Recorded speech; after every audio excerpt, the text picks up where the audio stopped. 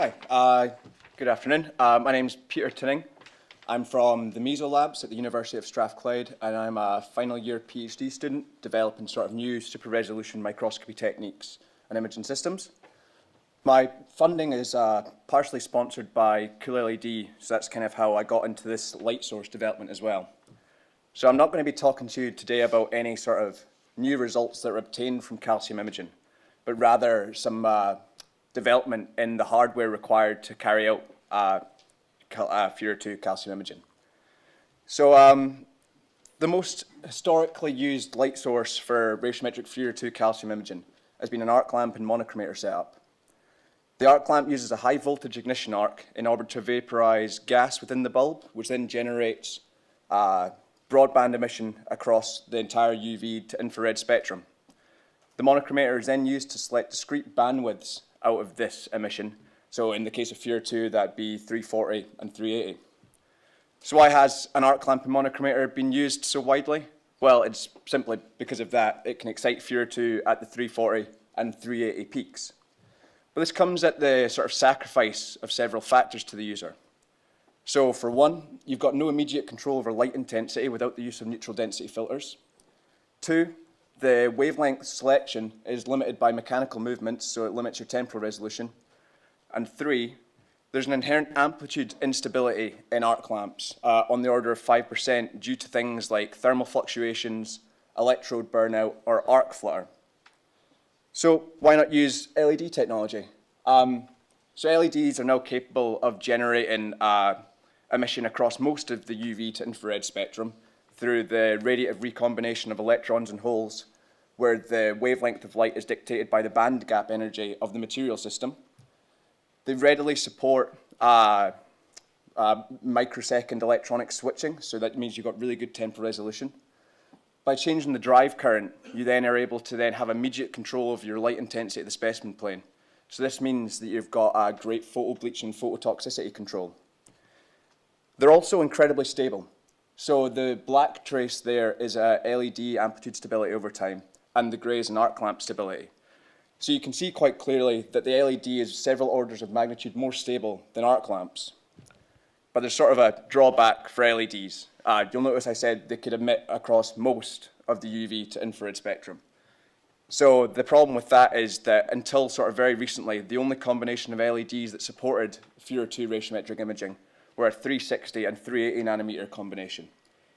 So we sort of got our hands on some new 340 nanometer LEDs. So 360 and 380 nanometer LEDs are really easy to manufacture. It's gallium indium nitride material system, and it's been used for ages now. For wavelengths shorter than 360, you've got to move to the allium gallium indium nitride system. And this has sort of two really main issues. The first is that aluminium has a high binding affinity for oxygen, so that reduces the efficiency of your light extraction out of the LEDs. Also, the films themselves are really susceptible to cracking. Luckily for us, sort of with advances in new growth techniques, lattice crystal matching, and sort of multi-quantum well structures, you're able to get commercially available high brightness 340 nanometer LEDs. So the plots here just show the output spectra from the 340 and the 380 nanometer LED that we used. So you've got a peak of 342 and a peak at 383, so they're truly 340 and 380. The other plot is just the power measurements at different drive currents under our 20x water dipping objective lens. So we typically drove our LEDs at below 0.5 amps, so quite low powers actually. But it shows there that if you needed high power applications, then you've got quite a bit of room to work there. The experimental setup that we used for all our imaging was quite rudimentary. We had our 340 and 380 nanometer LEDs coupled to an Olympus BX50 upright microscope system. They were TTL controlled and synchronized to a Hamamatsu Orca Flash 4 camera. We used a camera binning of 2, so that reduced our camera pixel resolution, but it meant that we were able to use even less 340, 380 powers. We used a 20x water dipping objective lens with a 0.5 numerical aperture for all our experiments. And at the bottom, it was just a custom-made perfusion bath, which allowed our specimens to be exposed to either drug or buffer washes continuously throughout imaging. So the specimens that we used for imaging were TSA201 and hippocampal neuron cells. Both of them were loaded with 1 micromolar of Fura-2 AM. To evoke calcium events in the TSA201 cells, we used washes of ATP and trypsin, and then it was glutamate and high potassium in the hippocampal neurons. So what we found from these experiments was kind of good news. We got the same responses that had previously been reported using an arc lamp, which is fine. It's not mind-blowing. I mean, you'd expect that by just changing the light source but keeping the excitation wavelengths the same, you'd obtain something reasonably similar. So we wanted to actually go and nail in some of the advantages this new system had over the previous light sources that were used, or the 363 and the arc lamps. So the first one was quite obvious. Matching the excitation source to the peak excitation wavelengths of your dye allows for a greater signal-to-noise ratio. But what could that aid us in? So we took our TSA201 cells and we loaded them with concentrations of Fura-2 AM from 1 micromolar, which is typical recommended loading concentrations, down to 250 nanomolar. And then we instigate calcium events using trypsin washes. And what we found was that no matter what dye concentration we used in that range, we obtained calcium events that were not statistically significantly different from each other. So this is good. Good for two reasons, really. First one, which is always something that's worrying in academia, it's good for economical benefit. So if you're potentially able to get 4 times as many uses out of a single dye vial than before, then that means that you get 4 times as many experiments for the same cost. The other one is slightly more important, is that potentially cells will live longer. So when the AM section of Fura-2 AM is cleaved within the cytosol, it releases formaldehyde and acetic acids, which are quite toxic to cells. So by reducing your dye concentration, you're then able to reduce the amount of toxic byproducts that your cells are exposed to. One of the other benefits that said that, LEDs have much higher amplitude stability than arc lamps. This means that you get increased precision in your measurements. So we went back to our original experiments and we analysed the peak-to-peak fluctuations for each cell just during the initial HBS wash. What we found through all our experiments was that the TSA201 cells had a peak-to-peak fluctuation of about 4.8 nanomolar of calcium, and in the hippocampal neurons it was 3.9 nanomolar. We were quite sort of happy about this because the actual precision of Fura-2 is between 5 to 10 nanomolar. So just by changing your light source, you're able to get dye-limited precision in your calcium imaging. One of the other benefits, again, is that it supports fast switching between the different wavelengths. So by able to carry out high-temporal resolution imaging, you then be able to catch faster calcium events in your specimens. So we took hippocampal neurons and washed on a magnesium-free buffer to instigate synaptic-driven calcium events. So when we imaged at 0.5 hertz, you could see that the cells were responding, but you couldn't actually identify individual firing events.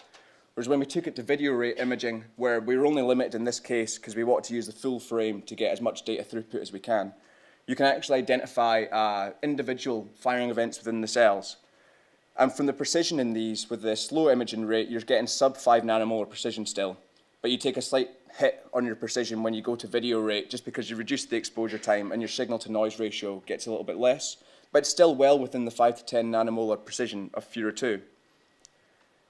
So to conclude, this is the sort of first application of a true 340-380 LED illuminator for ratiometric calcium imaging, which offers precision that is only limited by the response of Fura-2. We can then load our cells with down to 25% of recommended dye loading concentrations, which offers not only an economical but a cell viability advantage. And the ability to carry out video rate imaging with high precision now means that you can then get high data throughput and sort of catch events that you might not have been able to see before. So with this, I'd like to thank some people. Trevor Bushell, who helped explain all the biology to me. I'm a physicist, so it was kind of a bit bizarre to me. Amy and Sheila, who helped provide me with the hippocampal neurons. Gail and everyone in the Centre for Biophotonics in the Meso Labs, which is my research group. And CoolLED for funding my research and allowing this to be the case. My first peer-reviewed paper, which I'm quite proud about, was on this work, and there's a lot more detail in there if you're curious, or come speak to me at some point. But thank you very much for your attention.